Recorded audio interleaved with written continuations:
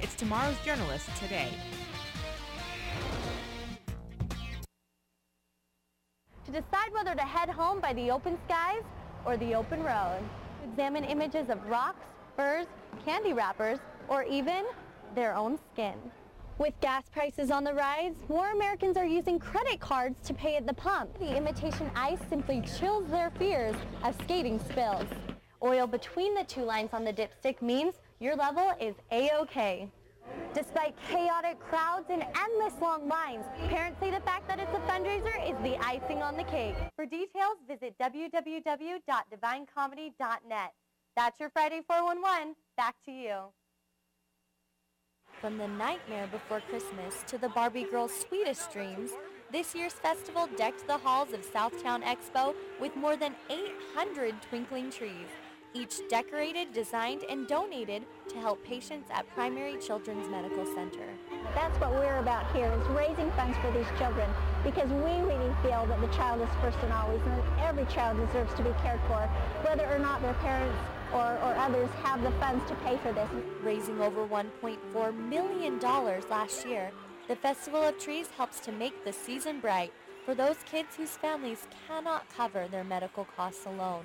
The festival falls into the spirit of Christmas with thousands of volunteers giving their time and talents as a gift of love to these children in need. From the tiniest lights to the tallest trees, every single thing you see here came as a generous donation.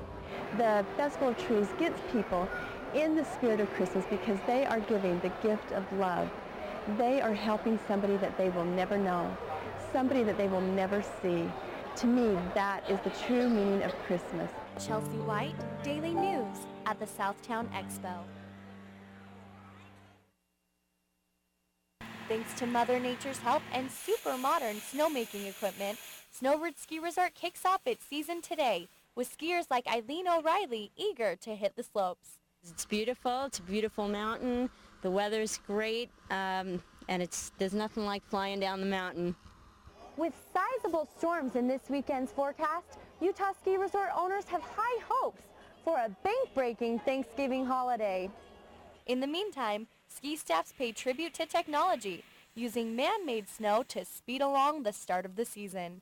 Mother Nature hasn't totally cooperated in terms of bringing a lot of natural snowfall so far earlier this season, but the skiing is actually pretty good. Limited snow means fewer runs and tighter space. But if all riders chomping at the bit to hit the slopes keep their sights set on safety, Assistant Patrol Director Mike Morris foresees each run running smoothly.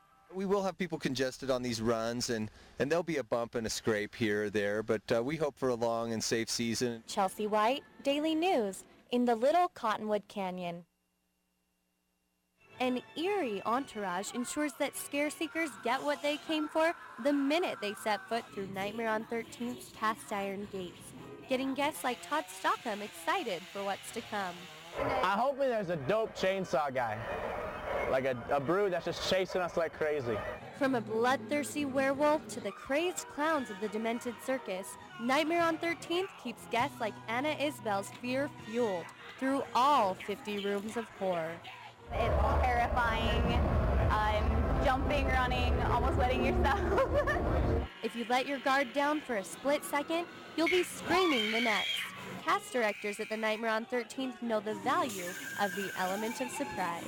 We find the absolute freakiest people in Salt Lake who are going to scare you the absolute best. And not only that, but we work with them. We teach them the science of scaring. We teach them how to be as, freaky and most frightening as possible. So for those of you feeling brave, come face your fears at the one and only